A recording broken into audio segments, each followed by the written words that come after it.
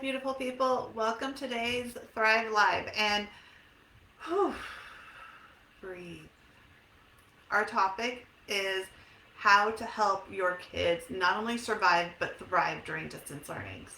Uh,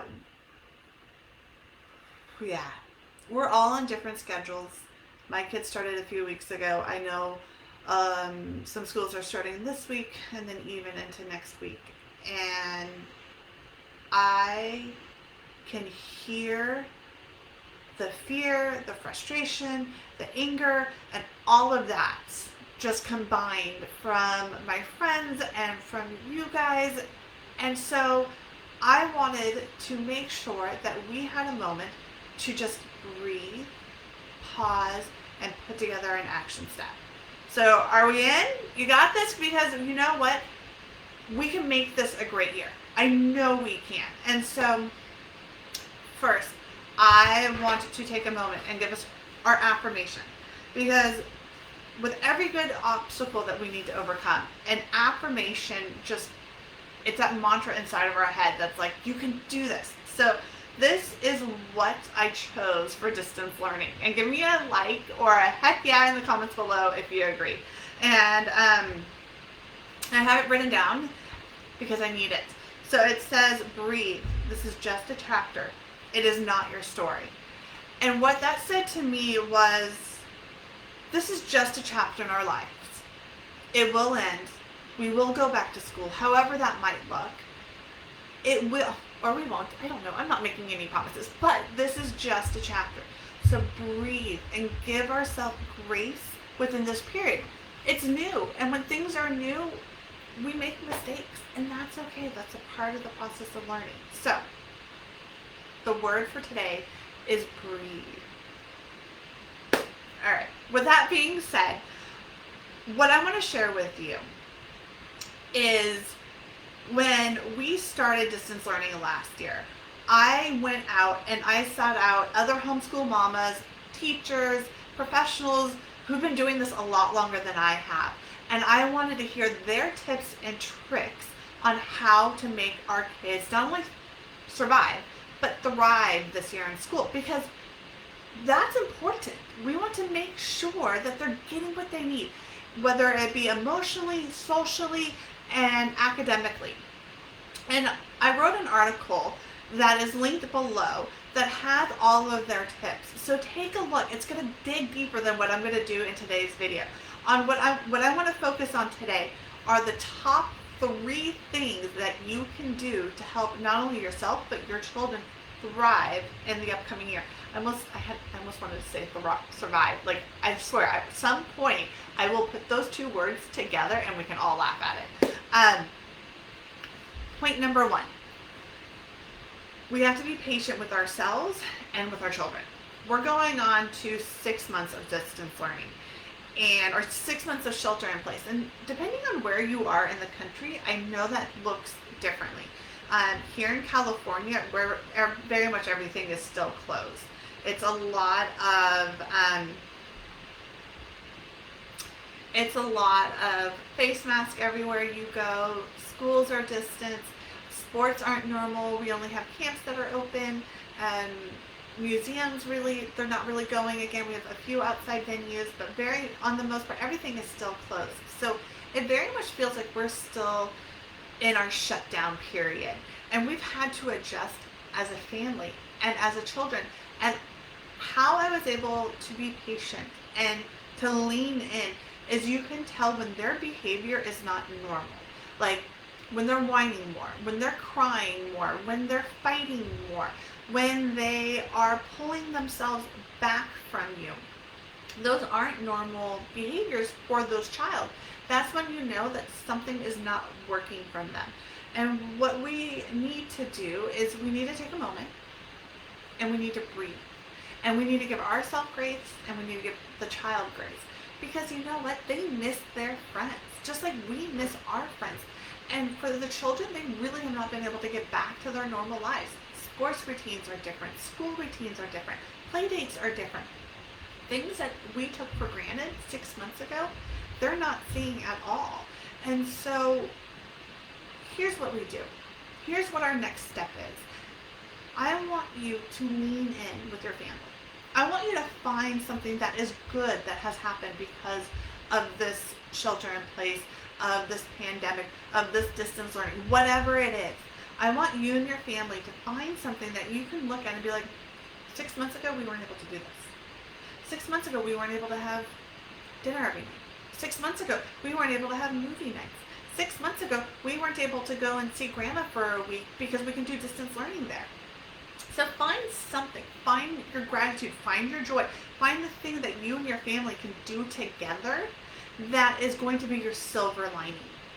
Because if you can show that to your children, if you can show that there's positive with the bad, it's going to help them. Second is help your children find a new hobby. So why do we want them to find a new hobby? Well, first off, it keeps them busy, because when they're busy, they're out of trouble. Because hello, who else is about to like smack that? No, smack that. That's not. How do you put this? Okay, I need to know I am not alone on here. Like my boys, and I say my boys, I mean my daughter is having, her own ways of dealing with distance learning. She misses her friends. She's 3. Oh my God, I don't know my own age, but she's having her own things that she's, kind of working through. But my boys are they're wrestling all over. I have one peeing on another. I have, oh my goodness, like just the mayhem that's going on, the bodily noises, and whoo, they just get in trouble. And so they need something to do. I mean, we have to replace everything that they have taken out. Like all of their energy needs to be shuffled in one place or another. And so going on and either finding a hobby together as a family, whether it be hiking or board games or watching movies together or going on walks, whatever is your fancy, let's start getting the kids involved in that. The kids also need to find their own hobby. And here is the great tools. In the article down below, there are links to online education, and there's tons of them. So the kids can sign up to do online coding, online music lessons, online art lessons. I mean, the list is endless. If we don't want them to do an online, do a crate. I mean, there's crates for cooking, crates for engineer, crates for arts, and these packages come to your house with the instructions, with the tools ready to go for your kids to do. So find something that they can put their mind into. And if it's an activity that they need to do, if they need to get excited, if they need to get their bodies moving, there's dance classes online, there's martial arts online, and maybe even look into some, can you find any camps that are open? I know I was able to find dance camps and martial arts camps that they have masks, they're distance, the groups are smaller, they're practicing outside. People are getting creative. So go out there and take a look and see what you can find. The third is my favorite. The third is actually what I started to establish way back 6 months ago. And this comes from my project management side, my CEO side, all of that. And that was like when I did not know what to do. That was the one thing where I'm like, I got this. This I have control of, which is how to create a routine, whether it be a daily or a school plan. And since I come from the project management side of it, since I come from owning a company and training, this is where I felt very comfortable. And what I noticed once this was established, once I was able to connect that it's very similar to owning a company and training new employees to helping my children, my son, both of my sons, but more so my older son because of the curriculum, was able to settle into his schoolwork. So what I want to share with you is 2 things. Creating a daily routine.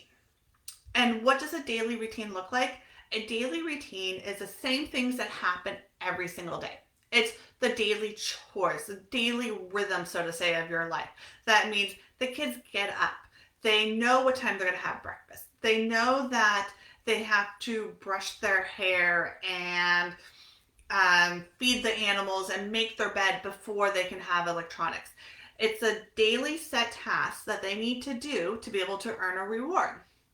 And this has been fabulous. And I start this very, very young with my children. I have one in the morning and I have one at night.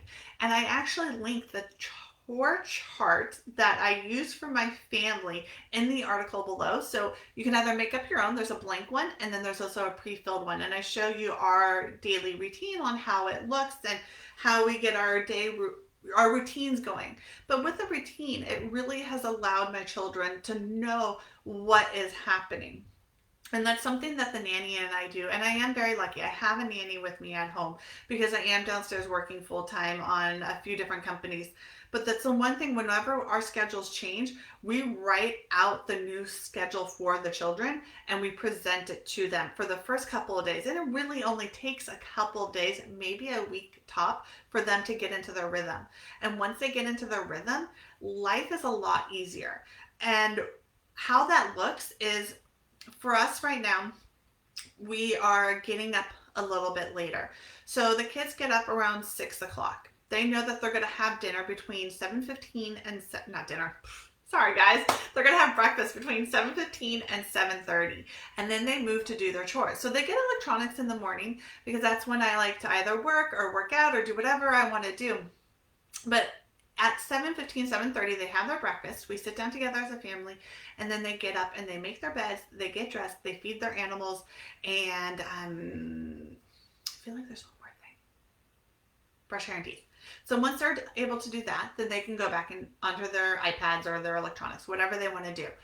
At 8:30, here's key. I have Alexa set up for me. At 8:30, an alarm goes off, just like a school alarm. So I'm not the one nagging. It's Alexa goes off and the kids close their iPads. And yes, in the beginning, they lost an iPad a couple times. So if they didn't close it right away, I would take that iPad and they lost it for having it that evening.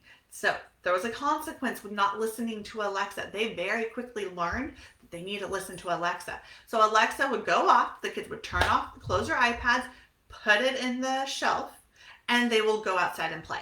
And I have them playing before school because I want them to get all of that stuff out of their body. So they go run around. I don't care what they do. We call it PE, but it's really go outside and just get the energy out. At 8:50, Alexa goes off again. It's 8:55, somewhere around there. She goes off again. So I could be doing my hair. I could be watering the plants. I'm not in charge. They know the routine. So it's automated, which if you ever looked at any of my productivity stuff, what do I love better? Automation. It's amazing. So it's automated. And what they do is they come back in and they go to school. And then they have their routine from there. Same thing happens at night. A routine is key to creating the consistency. The other tool that I took in place was a school planner. Just like how I love my day planners and how you have your day planners, I found that my son didn't know what to do on what day. So I created this amazing printable that you can download below, and I laminated it. So we write on it every week. He knows what his goals are, what his tasks are, and then every day he'll either write in his assignments, he can write in special sports, all of that. So it is all right here. What I have found is, and the teachers will write all the assignments that are due in a week. And last week it was easy enough for me to say, you do these items on Monday, you do these items on Tuesday. I broke it down into smaller chunks. And I was able to identify that because my son was having trouble turning in his work when he was looking at the whole entire task. So anytime you come up with have a problem that seems like a roadblock, it's not a roadblock. It's a road sign to help you readdress, to find a solution. This year, I did the same thing. I'm like, great, we know all the assignments for the week. I'm going to go in, I'm going to outline what you need to do every day, and you just check it off as you go. It wasn't working. So here is what I encourage you to do. I encourage you, if you're coming up with a problem with your distance learning, I encourage you to reach out to your teacher. I encourage you to find the solution together because you know what? This is new for them too. And they want to see your children succeed just as much as you do. So reach out to your teacher and say, hey, I'm having this problem. So that's what I did. I reached out to our teacher and said, I'm having this problem. You gave us a list of work to give. I don't know how long each project is supposed to take. I think I'm overloading him. He's doing homework all day. He's really discouraged. He's not happy. Can you help me out with either giving me, the times of how long each project should take, or what he should be doing on each day. And she took that suggestion, and actually now in her email, she writes out in the kit to say, here's what's due all week, and here is a suggested schedule. Because just because it works for my kid doesn't mean it won't, it's another kid doesn't learn the same way. But opening up that conversation and having them help you find the solution, oh my gosh, it was magical. And so that is what I want you to remember when it comes to any of this. If you're having trouble, if your children are having trouble, these aren't roadblocks. These aren't times to throw up your hands and say, oh, it's all over. No, these are opportunities for you to find the solution to what is making you feel this way. So keep it in mind. What are the 3 things that you can do to help your children thrive during this distance learning? Be patient with yourself. Be patient with them and find the silver lining. Find the things that you can take joy in together. I know it's not all great, but there is something in there that you have to admit that is amazingly special that we get with this time. And even if it's just time, it's just time. And make it worth it. So number 2, find a hobby for your child. This is going to help him not only release some of the mental energy, but maybe some of the physical energy. Go online to see if you can find an art class, a drawing class, a karate class, a dance class. What the options out there are endless. Or if you want something to physically come to you, there's the same thing done in crates. There's a crate for anything. And my 2 favorite right now that you can look into are kiwi crate and radish. It's a cooking crate. It's awesome. So take a look and see what you can find. And I have even found with the radish, they give free meals like once a quarter that your kids can learn how to cook. Take a look.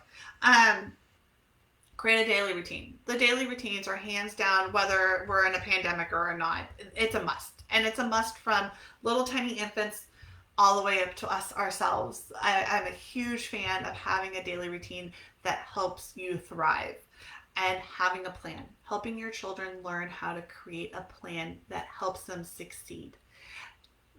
Give them a planner, give them goals, give them tasks, give them what they need to do on a daily basis. Follow these steps and you are guaranteed to set your children up to succeed this year. I'll see you next week for our Thursdays Thrive Live at 12:30. We'll have another really good subject that we're going to talk about. And I'm really excited. I am working on something for you guys. It is still in the works. It's a secret. I'm really excited about it, but I will start announcing what it is in the next couple of weeks. So stay tuned. All right. Have a wonderful day. Bye, friends.